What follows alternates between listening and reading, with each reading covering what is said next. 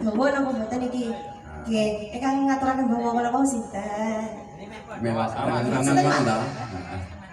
Lah kowe iki ora kena keplesik lho yo. Nggih, ingkang putih Pak. Keplesik melok bawa alon-alon. Setenget kok Pak kula ya. Mangsane.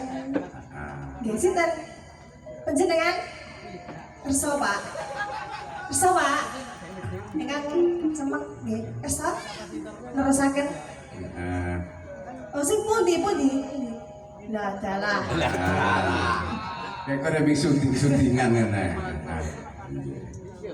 Putra Kanjeng sira lawe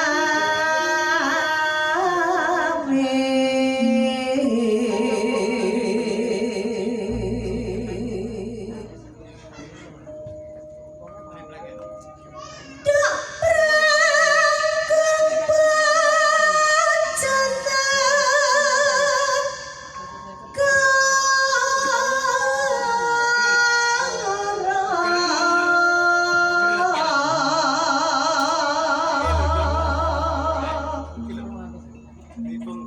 Bebelo wirat moyo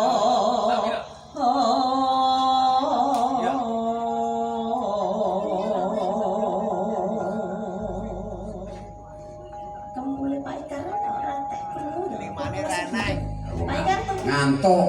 Pak Ikan bubuk pelmu dipel Wakilne. nggih Pak Pak wonten tlatah mriki lho audione arek cepar membahanan niku Ya.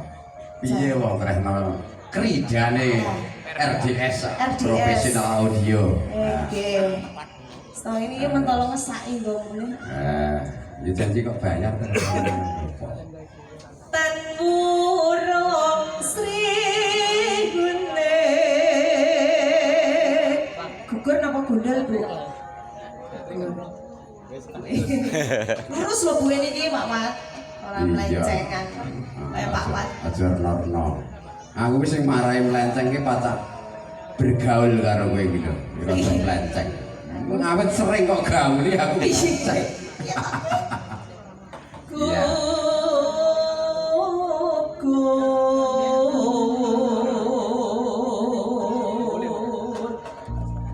Dadi kusumane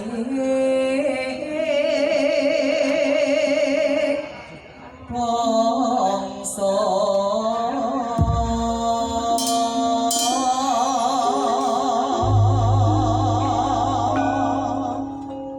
Pak jenengan ki lu liwat ngarepku mesem Ora gelem mandek. direk Mesam-mesem kan nangkap kowe lho iki. lah nggih Kang semen.